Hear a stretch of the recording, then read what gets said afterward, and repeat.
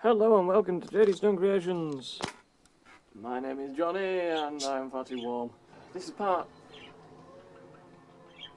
3 of building a bass guitar out of this kit. So, the shape that I have intended for this, something along those lines.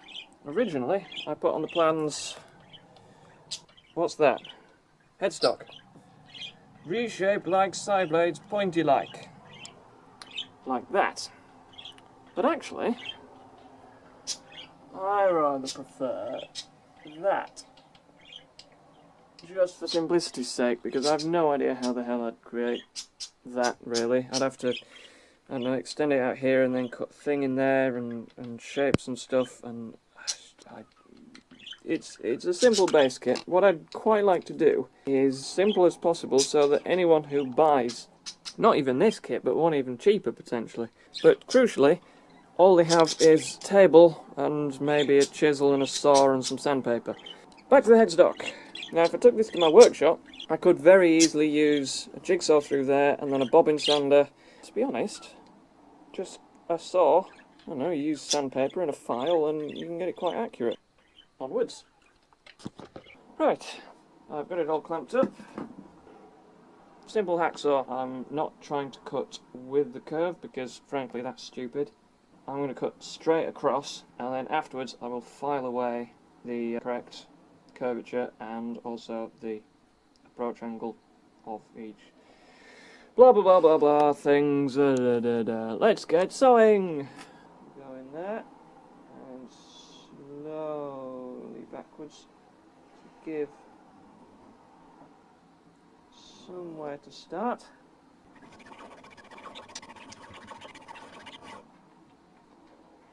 That's doing nothing. New blade. Be right back. Only 2 seconds passed for you, but 15 minutes passed for me while I was trying to put this sodding blade on.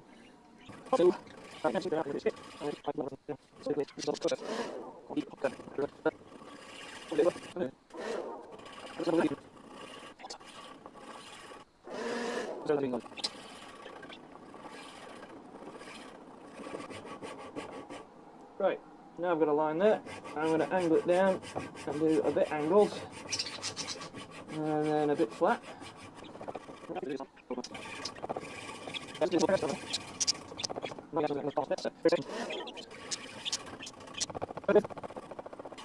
Okay, word of advice. Use a bigger saw. Nothing else interesting is here. Nothing else interesting is happening here, so bye until this is cut. I'm just going to place my fingers around that because I want the cleanest cut on the edge of that. There we go.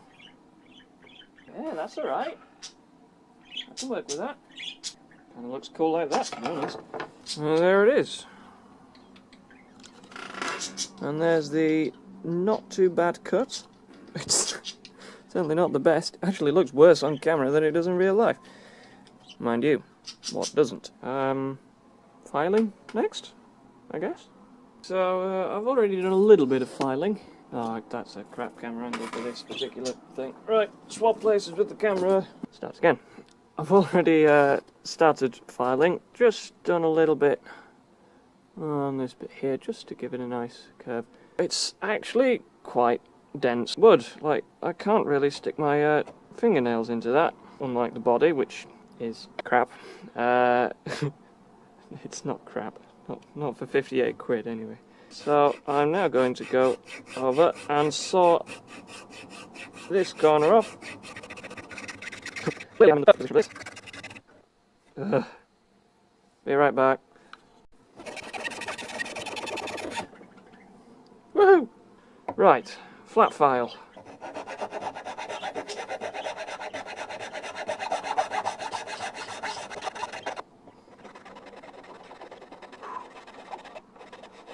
Not gonna lie, I'm not really taking much care into what I'm doing here. How quickly could I do this if I took this up to the factory and used a sodding angle grinder? So I'm doing this for you. Doing this for the novices out there, or the hobbyists that just have a couple of hand tools from Wilkinson's. That's where these are from. And we just keep going.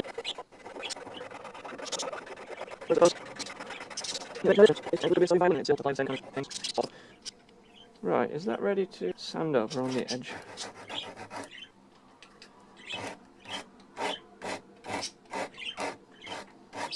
This is where I found out the sandpaper is actually better at filing than the file. But it is as well, you know.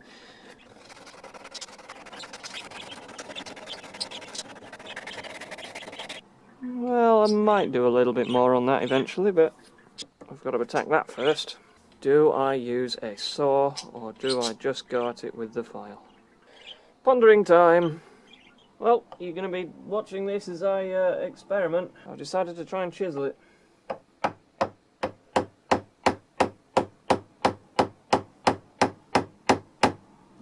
Woohoo, that's cutting far too deep. I don't want it to do that just yet. I'm going to take off small amounts, because that's how you're meant to use a chisel. I'm also using the wrong kind of hammer for this. Let's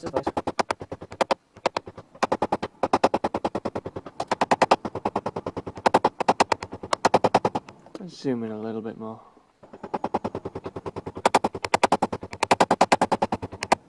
Starting to think that maybe 9 o'clock on a Friday evening isn't really the best time to do this, but hell, I've done noisier things, and I don't blame stuff.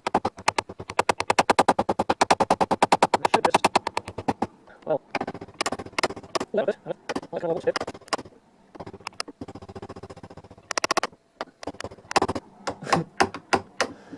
Yeah, see, if this chisel was actually sharp, or I had any means of sharpening it, this would be much easier. Still, I think you get the idea of what I'm doing here. It's looking quite good so far. Not exactly neat, but that's what the file and the sandpaper are for afterwards. So, right, I'll show you what it's like when it's nearly done. Okay, after a bit of time, I found a solution.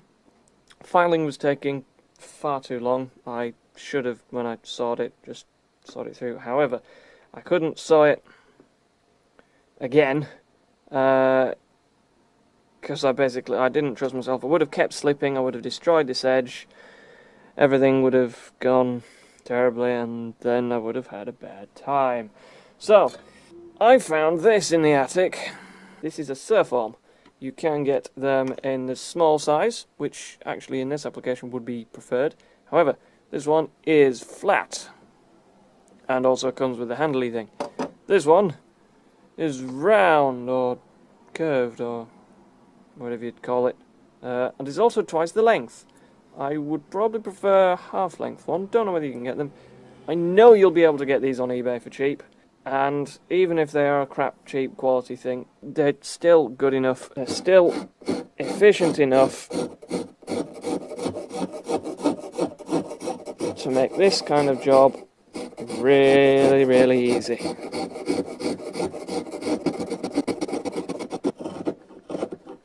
Oh, it doesn't like going up. I'm almost at the curve I want there. Once again, not really taking much care in what I'm doing here. At this point, it's not really that vitally important. Right, how far are we off straightwise? Quite far there, quite far there. Okay, so I've got a long way to go. Ooh, okay. I'm not as far away as I thought. Okay, so it's square on that edge, but leaned over on that. It's not the easiest thing to use with that handle, but I don't have a handle, so I'm just going to carry on attacking this guitar. It's a bass. I might call that done with the surform. Yeah, that's good. Egypt.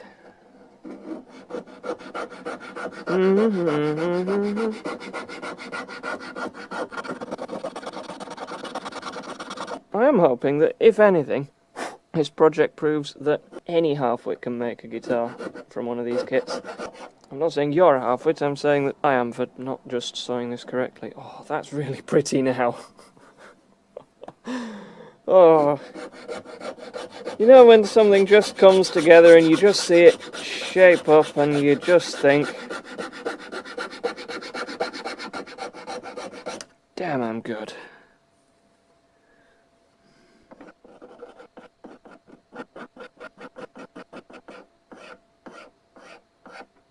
See, there's a little line there where I wanted to originally cut, but actually that would have been too far.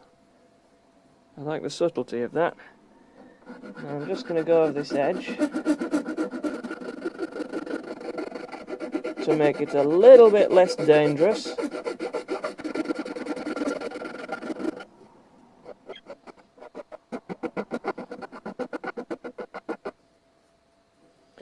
There's no real science or specific way of doing this kind of thing. It's just trying to follow the curves and lose yourself in what you're doing. Try and just keep focused at the fact that you are cutting away at something that if you go too far, you're screwed.